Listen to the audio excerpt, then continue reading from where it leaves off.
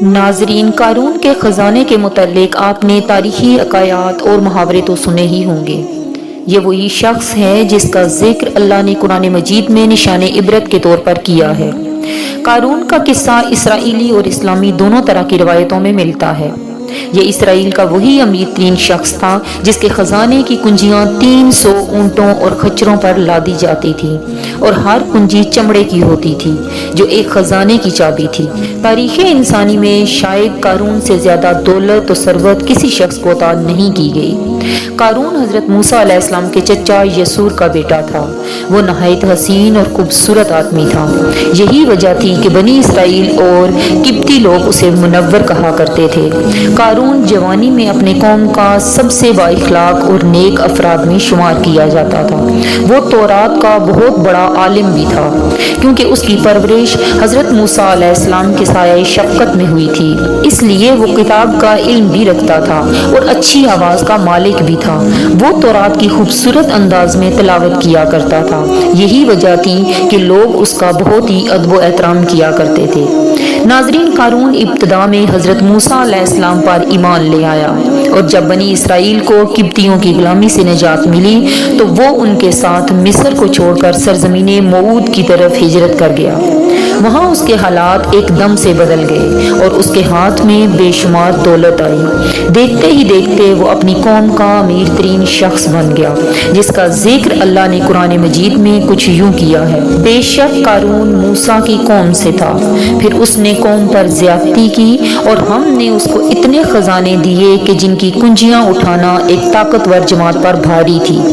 ایک اور جگہ فرمایا: جب اسے اس کی قوم نے کہا اتراؤ نہیں، بے شک اللہ اترانے والوں کو پسند نہیں کرتا، اور جو مال تم کو اللہ نے دیا اس کے ذریعے آخرت کا گھر طلب کرو اور دنیا سے اپنا حصہ نہ بھول اور احسان کر جیسے اللہ نے تجھ پر احسان کیا، اور زمین میں فساد نہ کر، بے شک اللہ فسادیوں کو پسند نہیں کرتا۔ ناظرین، جب زکوٰۃ کا حکم نازل ہوا اور حضرت موسیٰ علیہ السلام نے اس سے عہد لیا تو اس نے یہ وعدہ کیا تھا کہ اپنے مال کا 1000واں حصہ زکوٰۃ نکالے گا۔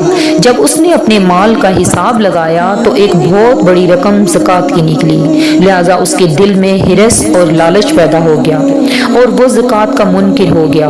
اس نے ایک گندی چال چلی۔ اس نے بنی اسرائیل میں سے ایک گروہ کو جو اس کی حمایتی تھے جمع کیا اور کہا: اے بنی اسرائیل، موسیٰ علیہ السلام نے بہت سارے امور کا حکم دیا جس پر تم لوگوں نے اس کی پیروی کی، اب وہ تم سے تمہارا مال بھی لینا چاہتا ہے۔ فی الفاحشہ عورت کو لے کر آؤ تاکہ اسے کچھ پیسے دے کر موسیٰ کو بدکار ثابت کیا جا سکے۔ قارون نے اپنی قوم کے لوگوں کو جمع کیا اور حضرت موسیٰ علیہ السلام سے پوچھا کہ زنا کی کیا سزا ہے؟ حضرت موسیٰ علیہ السلام نے کہا: جو بھی زنا کرے حالانکہ اس کی بیوی بھی ہو تو اسے سنسار کیا جائے یہاں تک کہ وہ مر جائے۔ قارون نے حضرت موسیٰ علیہ السلام سے کہا: حتیٰ کہ اگر یہ کام آپ نے ہی انجام دیا ہو تو بھی؟ موسیٰ علیہ السلام نے کہا: ہاں، حتیٰ کہ اگر اس کام کو میں بھی انجام دوں تو یہی حکم ہے۔ قارون نے کہا: بنی اسرائیل یہ گمان کرتے ہیں کہ آپ علیہ السلام نے فی اللہ فاحشہ عورت سے زنا کیا ہے۔ حضرت موسیٰ علیہ السلام نے فرمایا کہ اس عورت کو میرے سامنے لاؤ، لہذا وہ عورت بلائی گئی۔ آپ علیہ السلام نے فرمایا: اے عورت، اس اللہ کی قسم جس نے بنی اسرائیل کے دریا کو پھاڑ دیا اور عافیت اور سلامتی کے لیے دریا کے پار کرا کر فرعون سے نجات دی، سچ کہہ دے واقعہ کیا ہے۔ حضرت موسیٰ علیہ السلام کے جلال سے عورت سہم گئی اور کانپنے لگی اور اس نے مجمع عام میں صاف صاف کہہ دیا کہ اے اللہ کے نبی، مجھ کو قارون نے کثیر دولت دے کر آپ پر بہتان لگانے کے لیے آمادہ کیا ہے۔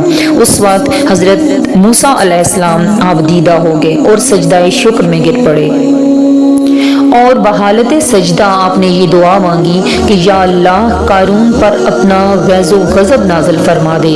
لہٰذا وہ تمام لوگ جو قارون کے ساتھ تھے وہ اس سے جدا ہو گئے۔ حضرت موسیٰ علیہ السلام نے اللہ کے اذن سے زمین کو حکم دیا تو زمین پھٹ پڑی اور قارون اور اس کے پیروکار اس میں دھنسنے لگے، اور دیکھتے ہی دیکھتے قارون، اس کا مکان اور سب خزانہ اس زمین میں دھنس گیا۔